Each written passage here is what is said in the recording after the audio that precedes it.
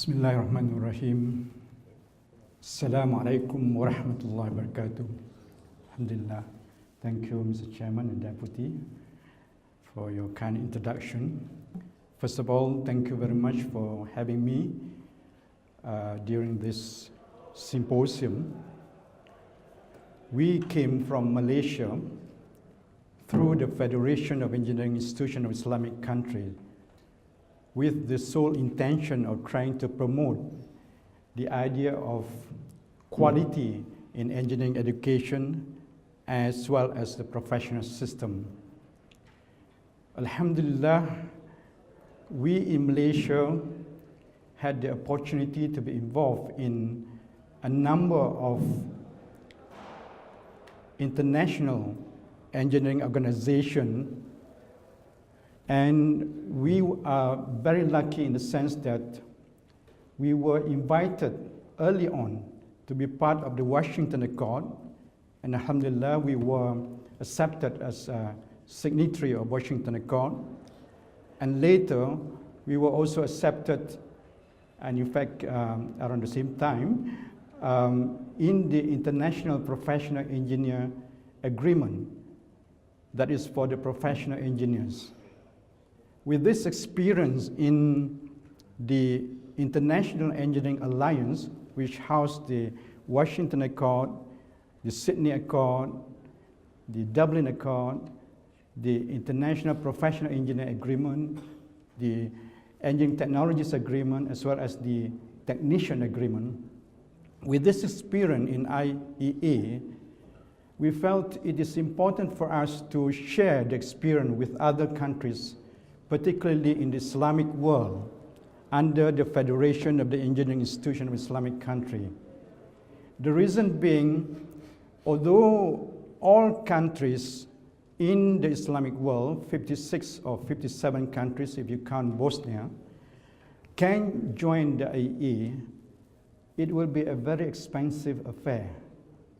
Malaysia spent quite a lot of money finally to become a signatory of Washington Accord as well as the IPEA agreement. And it would be good if we can, while ensuring that the quality of engineering education as well as professional system that we have in the Islamic country is the same and benchmark against the best in the world, we are able to provide within the Federation of Engineering Institutions of Islamic Countries a cheaper route towards the qualification. I think this is our mission, that is to share the experience that we have with the countries in the Federation, so that as many countries as possible will be involved in this effort to internationally benchmark their qualification. Alhamdulillah, the Medina and Mecca Accord has been signed by, as Professor Magat was saying, by 5 countries, but we would like to ensure more countries join the accords so that engineers in this country can enjoy the same quality engineering education as well as professional system. So this morning, I'm going to share with you our experience in IPEA. IPEA is a step higher than Washington Accord. To put it very simply, Washington Accord is for engineering education, for the degree. That is, we want to ensure that the degree is benchmarked against the best in the world. And IPEA is another level. That is, after a number of years of experience, an engineer can sit for a professional exam. And that professional exam is the one that is being recognized by IPEA to be of substantial equivalent to the other economies, more advanced economies of the world. So I'm going to speak about our experience in this, to share Malaysia's experience, so that Jordan may want to also become a signatory to this agreement.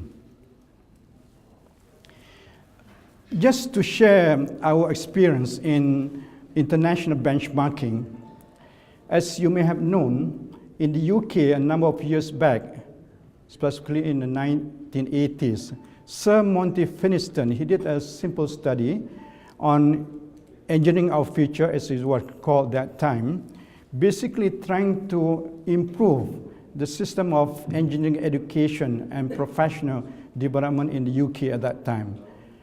As a result of the study, which was published in 1980, they talk about, instead of just talking about 3 or 4 year engineering education, they talk about the whole length of 7 years for engineering education as well as professional development before anybody can become a chartered engineer in the UK. And that led to the establishment of the Engineering Council in the UK.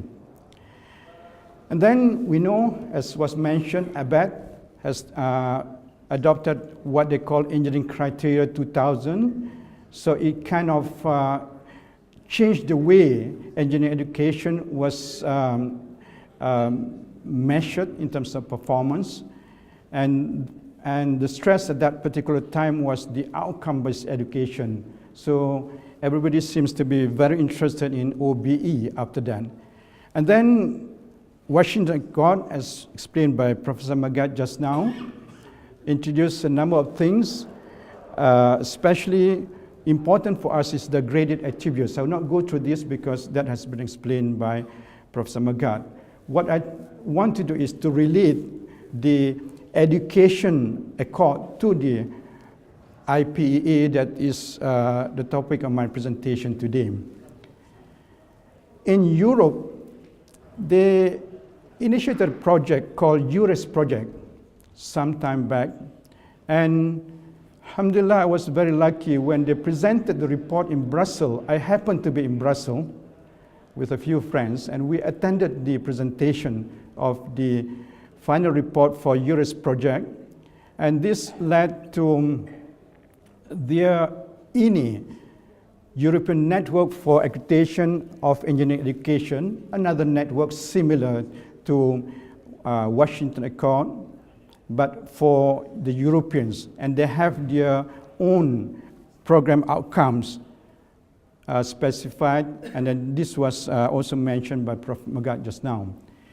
But what is important as far as my lecture this morning is the engineers' mobility, which is under the purview of the International Professional Engineers Agreement.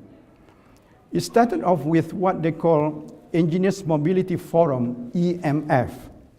And within the EMF, they specified the minimum standard of competency that is required for engineers within the forum. I don't have the time, I have only 25 minutes, but I don't have time to read all this, but you can see that basically they are stressing on things like problem analysis, evaluation, responsibility, protection of society, communication, and so forth. But the EMF developed into the International Professional Engineers Agreement that I'm going to speak on today. Now, if you do a simple comparison between Washington Accord in the English-speaking world, essentially, this is the most popular network, and then compare it with FIANI and INE for the education framework and FIANI for the professional. And you can see basically what is being stressed is quite similar. And when we look at IPEA now, the Professional Engineer Agreement, you can see that what is detailed as graduate attributes and standard competency under Washington Accord match with what is required under IPEA. So at the end of the day, IPEA require academic qualification with substantial equivalence to Washington Accord for admission into IPEA. Now, quickly, the mobility of engineering manpower has been stressed quite a lot because of the globalization of engineering services. 5 minutes, yeah. And this has gone through a number of development, including the IMF. I don't have time to go into detail here. And then the International Professional Engineering Agreement under the IEA.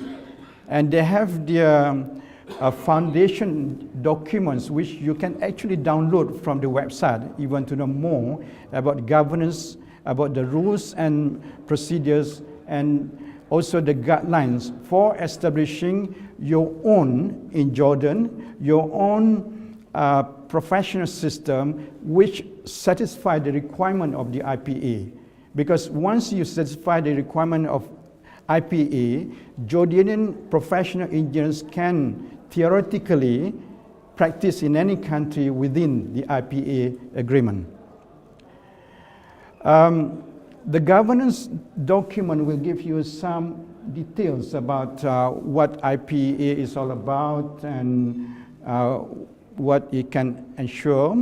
And there are the terms of agreement specifying things like academic achievement, professional engineering competence, practical experience required since graduation, and some of which must be of significant engineering work in a responsible position, and so forth. And then, of course, there are benchmark standards as well